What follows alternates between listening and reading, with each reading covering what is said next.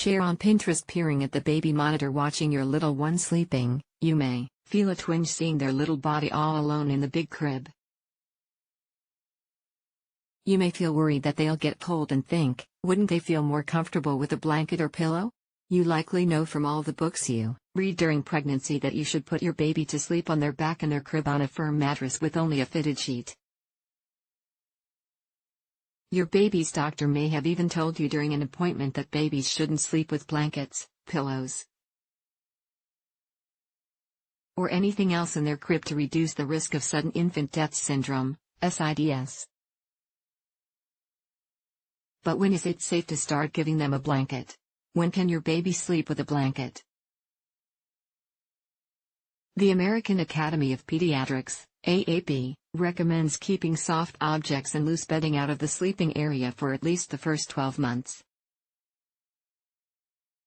This recommendation is based on data around infant sleep deaths and guidelines for reducing the risk of SIDS. Beyond this guidance from the OP, once your child is old enough, some other factors to consider when determining if it's safe for your child to have a blanket in their crib include the blanket's size, thickness, fabric type, and edging.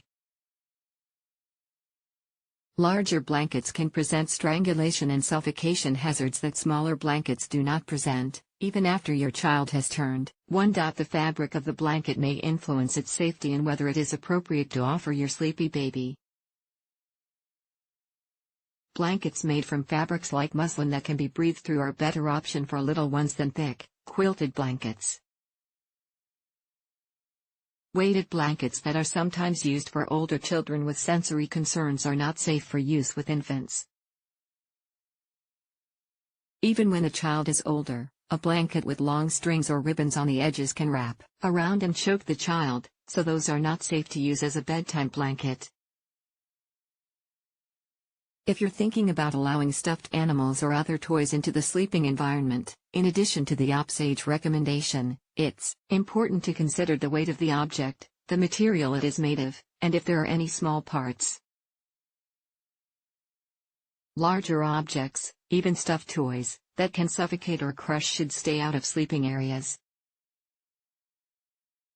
Likewise, objects with small parts, such as sewn-on eyes or buttons, may be choking hazards that should be avoided in the sleeping area regardless of age. Small children can be active sleepers. If you find that your child likes to rock and roll around their bed during the night, a sleep sack or footed pajamas may be safer than a blanket until they are older. If you decide that your child is ready to use a blanket, make sure that the blanket is placed no higher than chest level and tucked in around the mattress in the crib. Safe sleep tips. Besides keeping the crib clear of objects, there are other things to keep in mind to provide a safe sleeping environment as your child grows. Keeping the crib clear of blankets, pillows, and toys also means keeping it clear of bumpers. They may look cute and match your nursery decor, but bumpers pose many of the same suffocation risks as toys and loose bedding and can also be used to aid older children in climbing out of the crib. Wedges, positioners, and special mattresses have not been found by the OP to reduce SIDS, and may actually increase risk. However, pacifiers are believed to reduce the risk. Trusted source of SIDS and should be offered at sleeping times if your child uses one.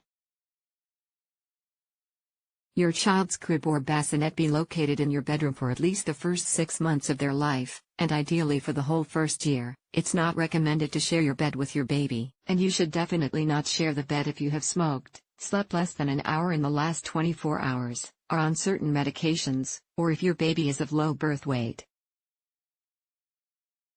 If you do choose to co-sleep with your infant, it is essential to remove all blankets, sheets, and pillows from the area where the baby will be sleeping. For bedtime or nap time, dress your baby in about 1 layer more than you'd wear yourself.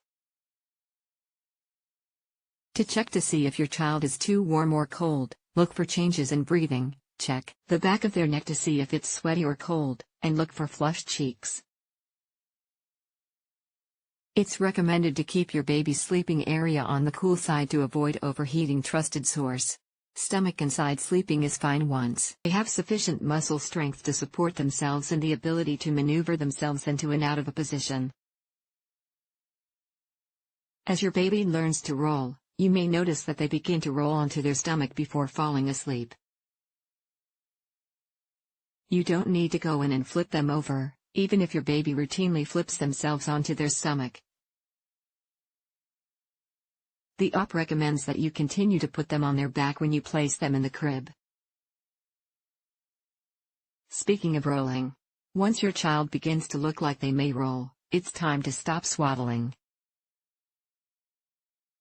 The OP recommends curtailing the swaddle around 2 months of age before your child is actually rolling.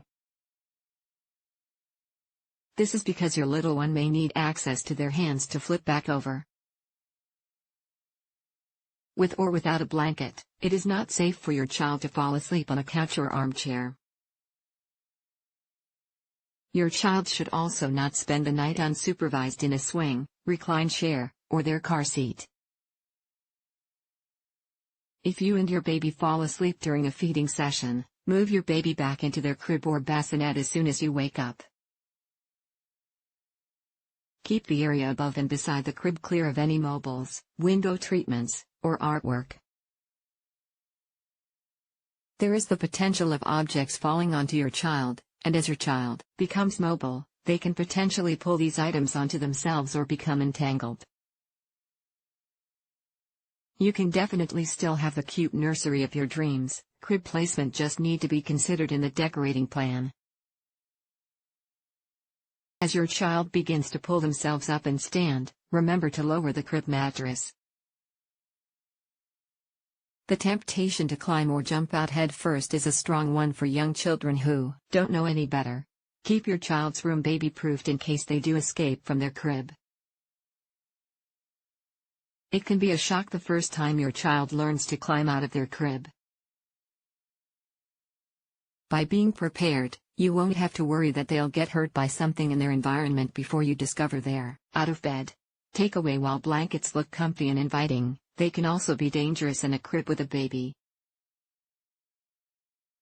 Before adding anything to your child's sleeping space, it's important to consider whether or not it's safe.